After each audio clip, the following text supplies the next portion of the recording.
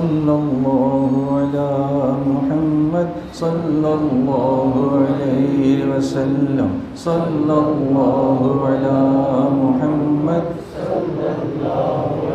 مولاي صل وسلم دائما أبدا على حبيبك خير الخلق كلهم مولاي وسلم دائما أبدا على حبيبك خير الخلق كلهم مولاي صل وسلم دائما أبدا على حبيبك خير الخلق كلهم محمد سيد الكونين والثقلين محمد سيد الكونين والثقلين والفريقين من عرب ومن عجم مولاي صل وسلم دائما أبدا على حبيبك خير الخلق كلهم نبينا الأمير الناهي فلا أحد نبينا الأمير الناهي فلا أحد أبر في قولي لا منه ولا نعمي مولاي صل وسلم دائما أبدا على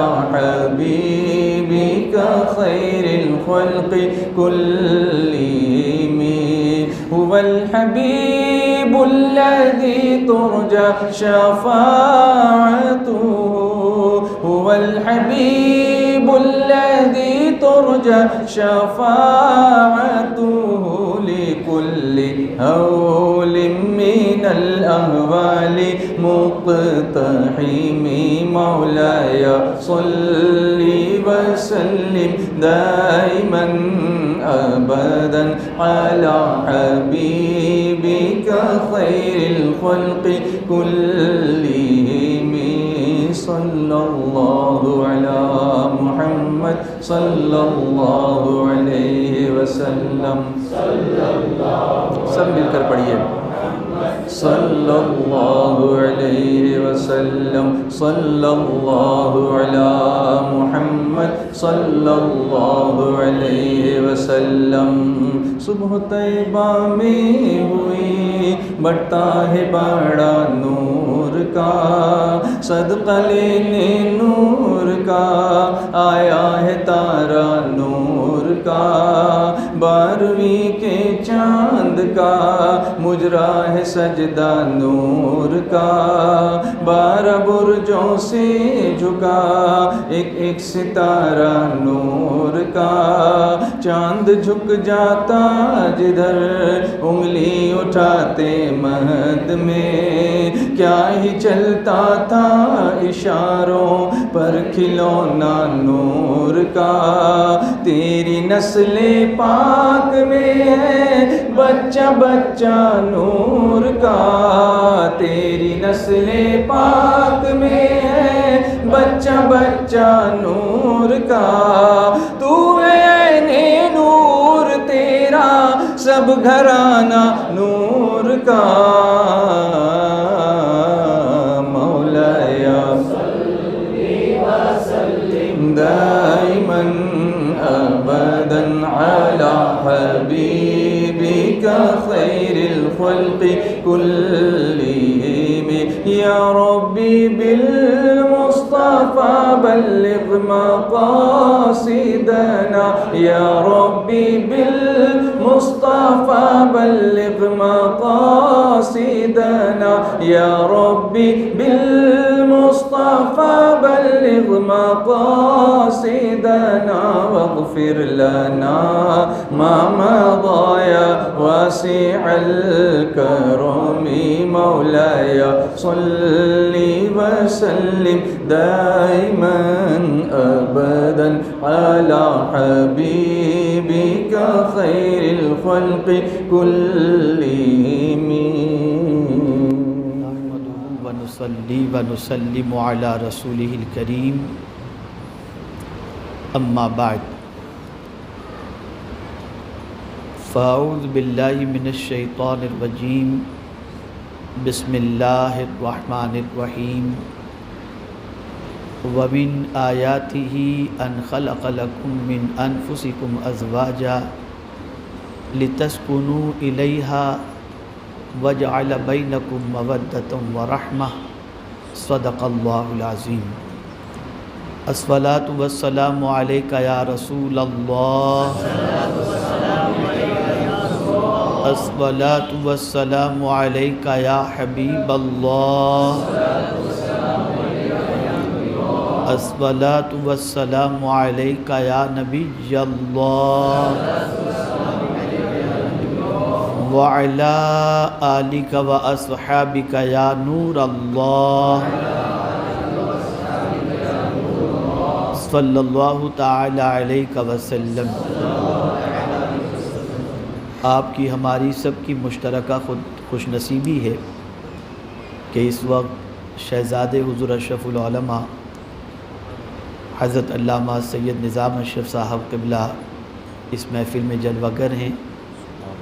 محب گرامی حضرت مولانا سید امین القادری صاحب بھی ہیں، بلبل باغ مدینہ بھی ہیں، اور ساتھ ہی ساتھ سنی دعوت اسلامی کے ارکان شورا بھی اور دیگر علماء بھی آج یہاں پر شریک ہیں. اللہ رب العزت جل جلالہ اس نکاح میں شریک ہونے والے اور نکاح کے بندھن میں بندھنے والے سب کو دونوں جہاں کی بھلائیاں نصیب فرمائے. تفصیلی خطاب کا وقت نہیں، لیکن مختصر آپ کی سوچ کو قرآن کی طرف مائل کرنے کی کوشش کروں گا. اللہ رب العزت جل جلالہ مجھے حق کہنے اور آپ سب کو حق سننے کی توفیق عطا فرمائے. اللہ عز و جل نے جو میاں بیوی کا رشتہ رکھا ہے اور میاں بیوی کے درمیان جو قدرت نے مودت اور رحمت رکھی ہے، اس کو اللہ نے کس طریقے سے مینشن کیا ہے قرآن میں. ڈائریکٹ کہہ دیا جاتا کہ اللہ عز و جل نے تم میں سے جوڑے بنائے اور بیوی کے دل میں، شوہر کے دل میں ایک دوسرے کے لیے مودت و رحمت پیدا فرمائی، لیکن نہیں، بلکہ رب نے فرمایا وَمِنْ آیَاتِهِ، اللہ کی نشانیوں میں سے ایک نشانی ہے. نشانی کس چیز کے لیے ہوتی ہے؟ کہیں کا پتہ بتانے کے لیے. مسجد کے لیے مسجد کے راستے کی طرف ایرو بنا ہوتا ہے کہ یہ مسجد یہاں ہے، گھر یہاں ہے. یہ ساری چیزیں آپ دیکھیں گے تو یہ نشانیاں ہوتی ہیں جو منزل کا پتہ بتاتی ہیں. اللہ عز و جل نے زمین پیدا فرمائی تاکہ زمین کو اللہ کی نشانی سمجھ کر ہم اللہ کی معرفت حاصل کریں. آسمان دیکھ کر سوچیں کہ اس کا پیدا کرنے والا کون ہے. اسی طریقے سے اللہ عز و جل نے میاں بیوی کے رشتے کے حوالے سے فرمایا کہ یہ اللہ کی نشانیوں میں سے ایک نشانی ہے. اور پھر ریزن اس کا قرآن میں بیان فرمایا گیا کہ یہ جو تمہارے لیے اللہ نے جوڑے کا انتخاب فرمایا اور تمہارے لیے جو بیوی کا انتخاب فرمایا، تو اس کا ریزن کیا ہے؟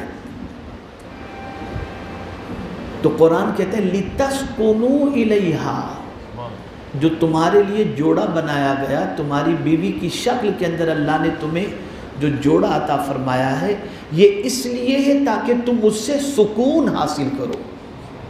پتہ چلا بیوی مرد کے لیے سکون کا ذریعہ ہے. اور میں اگر اس کو تھوڑا سا سمجھانا چاہوں تو حدیث مصطفیٰ صلی اللہ علیہ وسلم کی روشنی میں سمجھاؤں کہ بیوی سکون کا ذریعہ کیسے ہے.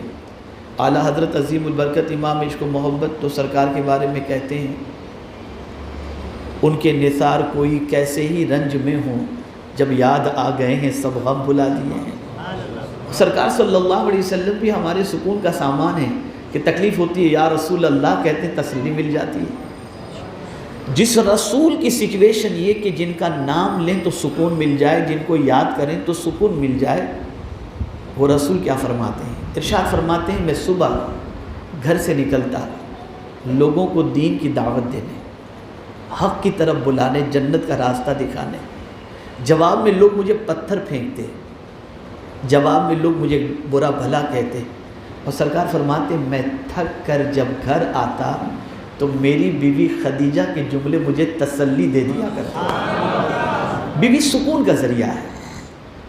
شوہر اگر ٹینشن کے اندر ہے اور بیوی تسلی آمیز چند جملے کہہ دے تو شوہر کا سارا ٹینشن دور ہو جاتا ہے، سارا ٹینشن دور ہو جاتا ہے۔ اس لیے کہ قرآن نے کہا لِتَسْكُنُوا إِلَيْهَا، اسی لیے آپ دیکھیں کہ شوہر کے انتقال کے بعد بیوی لمبے ٹائم تک تو جی لے جاتی ہے اور اس کو بچے بھی سنبھال لیتے ہیں، لیکن اگر بیوی کا انتقال ہو جائے تو بیٹوں کا سنبھالنا بھی مشکل ہوتا ہے اور اس آدمی کی زندگی بالکل عجیب سی بن جاتی ہے، اس لیے کہ اس کا سکون کا سامان چلا گیا۔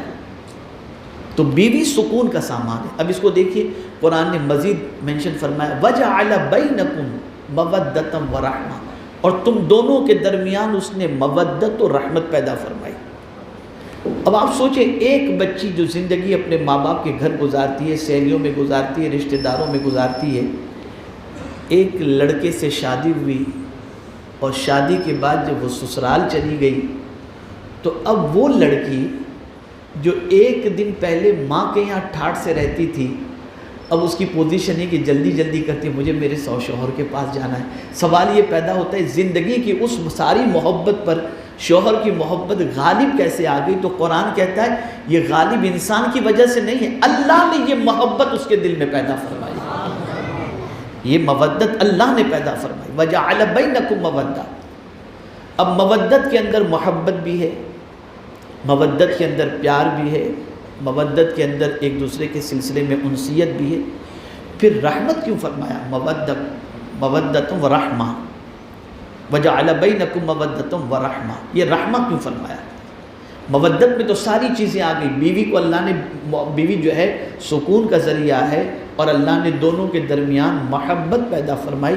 مفسرین یہاں فرماتے ہیں کہ مودت جو محبت ہے اس میں ایک پہلو یہ بھی ہے کہ ایک دوسرے سے وہ جنسی تسکین حاصل کرتے ہیں، ایک دوسرے سے جنسی سکون حاصل کرتے ہیں، تو اس طرح سے اللہ نے ایک دوسرے کے دل میں محبت پیدا فرمائی۔ پھر رحمت کیوں؟ تو رحمت کے حوالے سے مفسرین فرماتے ہیں کہ جب دونوں بوڑھے ہو جاتے ہیں میاں بیوی تو جنسی تسکین کی طاقت تو نہیں ہوتی، پھر ایک دوسرے کے لیے اللہ تعالیٰ نے رحمت ایک دوسرے کو بنا دیا ہے کہ بڑھاپے میں اگر وہ جنسی تقاضوں کو تکمیل نہیں کر پاتے، اتنی قوت نہیں ہے، تب بھی اللہ نے ان دونوں کے دلوں میں اتنی رحمت ڈال دی ہے کہ ایک دوسرے بڑھاپے کے اندر ایک دوسرے کا سہارا بن کر چلتے ہوئے نظر آتے ہیں۔ اس لیے مودہ کے بعد رحمت فرمایا، اور اسے اللہ نے اپنی نشانیوں میں سے فرمایا۔ اور مسلمان کے لیے ضروری ہے کہ ہر چیز میں خدا کو تلاش کرے، یہاں تک کہ اپنے وجود میں بھی خدا کو تلاش کرے۔ اسی لیے فرمایا گیا من عرف نفسہ فقد عرف ربہ، جس نے اپنی ذات کو پہچان لیا اس نے خدا کو پہچان لیا۔ تو یہ نکاح کے بندھن کے اندر بھی، اس رشتے کے اندر بھی ہمیں اللہ کی معرفت حاصل کرنی چاہیے، غور کرنا چاہیے کہ یہ اجنبی ایک دوسرے سے مل جاتے ہیں، شادی ہو جاتی ہے، پھر ایک دوسرے پر جان قربان کرنے کے لیے تیار کیوں ہو جاتے ہیں کہ ماں سے زیادہ محبت شوہر کی، باپ سے زیادہ محبت شوہر کی، رشتہ دار سے زیادہ محبت شوہر کی، یہ محبت کیسے پیدا ہو جاتی ہے؟ تو آپ اس محبت کو اپنی کوشش یا اپنی طاقت نہ سمجھیں، یہ میرے کریم کی نشانیوں میں سے ہے کہ اس نے یہ محبت پیدا فرما دی، اس نے یہ محبت پیدا فرمائی۔ تو بڑا عظیم رشتہ ہے، میاں بیوی کا رشتہ بہت عظیم رشتہ ہے۔ اسی لیے آقا کریم رؤوف الرحیم علیہ التحیۃ والتسلیم اور جتنے بھی انبیاء کرام علیہم الصلاۃ والتسلیم تشریف لائے سب نے نکاح کیا، سارے انبیاء کی سنت نکاح ہے۔ تو میرے پیارے آقا صلی اللہ علیہ وسلم کے پیارے دیوانوں، اسی طریقے سے اس چیز کو بھی ذہن میں رکھنا ہے کہ جس سے نکاح ہوا ہے اس نکاح کے بعد نکاح کرنے والے کی نیت نکاح کے وقت کیا ہونی چاہیے اور نکاح کے بعد اس کا سلوک اپنی بیوی سے کیا ہونا چاہیے، اسے آقا کریم صلی اللہ علیہ وسلم نے ارشاد فرمایا کہ جو شخص اس نیت سے نکاح کرے کہ میں اپنے دامن کو گناہوں سے پاک رکھوں گا، تو میرے آقا فرماتے اللہ اس کی مدد کا ذمہ لے لیا ہے کہ اس بندے کی اللہ مدد فرمائے گا۔ الناکح الذی یرید بہ العفاف، نکاح کرنے والا اس نیت سے نکاح کرے کہ وہ اپنے دامن کو گناہوں سے محفوظ رکھے گا، اس کی مدد کا ذمہ اللہ نے خود سے اپنے اوپر لیا ہے۔ اور اسی طریقے سے میرے پیارے آقا صلی اللہ تعالی علیہ وسلم کے پیارے دیوانوں، اللہ کے رسول صلی اللہ علیہ وسلم نے اس حدیث کے ذریعے ہر مرد کو، ہر انسان کو ایک پیغام عطا فرمایا۔ ہم امامہ شریف پہن کر داڑھی رکھ کر دنیا کے اندر بہت معزز بن کر کے گھومتے ہوں، اور جہاں جہاں جائیں لوگ استقبال کرتے ہوں اور بہت احترام کی نگاہوں سے دیکھتے ہوں اور بہت بہتر سمجھتے ہوں، لیکن حضور صلی اللہ علیہ وسلم جس کو بہتر فرما دیں اس سے بہتر کوئی دوسرا کیا ہوگا، وہ یقیناً بہتر ہے۔ تو آقا کریم صلی اللہ علیہ وسلم نے اس رشتے کو مضبوط رکھنے کے لیے ارشاد فرمایا، تم میں سب سے بہتر وہ ہے جو اپنی اہل کے ساتھ بہتر ہے، یعنی بیوی بچوں کے ساتھ۔ اور سرکار فرماتے ہیں میں تم سب میں بہتر ہوں اس لیے کہ میں اپنے اہل و عیال میں اچھا ہوں۔ تو بیوی بچوں کے ساتھ اچھا سلوک کرنا یہ بہتری کی ضمانت ہے، اور یہ بہتری کی سند کسی اور نے نہیں، پیغمبر رحمت صلی اللہ علیہ وسلم نے عطا فرمائی۔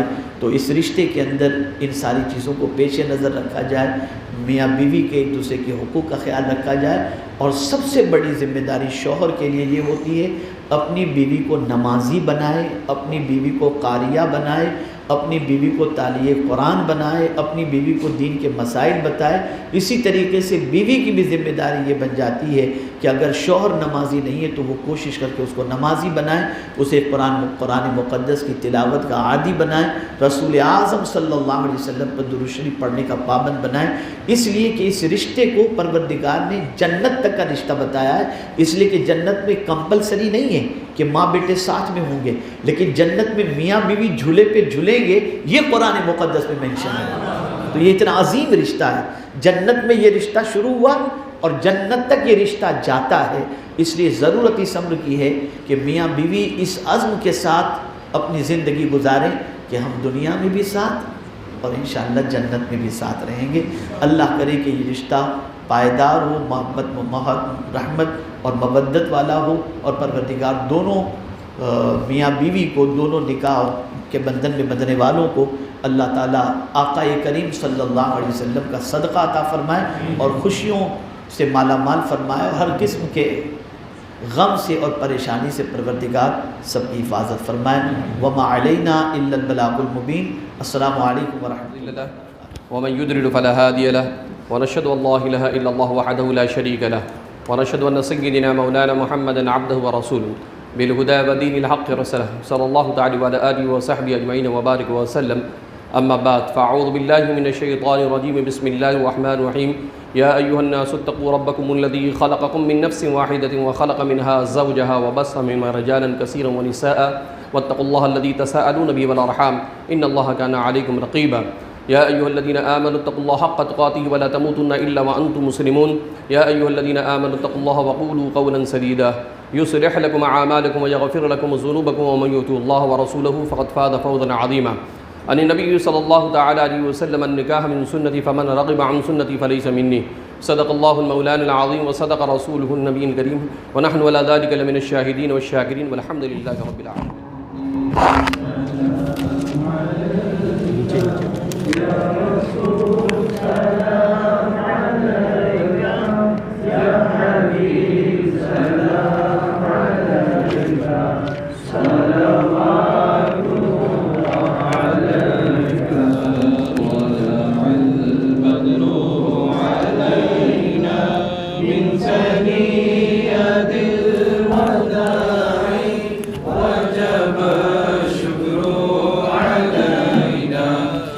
دعا لله داعي يا نبي سلام عليك يا رسول سلام عليك يا حبيب سلام عليك صلوات الله عليك. والصلاة والسلام عليك يا رسول الله وعلى آلك وأصحابك يا حبيب الله صلى الله تعالى عليك وسلم. إن الله وملائكته يصلون على النبي يا أيها الذين آمنوا صلوا عليه وسلموا تسليما. اللهم صل على سيدنا ومولانا محمد وعلى آل سيدنا مولانا محمد صلاة تنجينا بها من جميع الأهوال والآفات وتقضي لنا بها جميع الحاجات وتطهرنا بها من جميع السيئات وترفعنا بها عندك أعلى الدرجات وتبلغنا بها أقصى الغايات من جميع الخيرات في الحياة وبعد الممات إنك على كل شيء قدير. سبحان ربك رب العزة عما يصفون وسلام على المرسلين والحمد لله رب العالمين.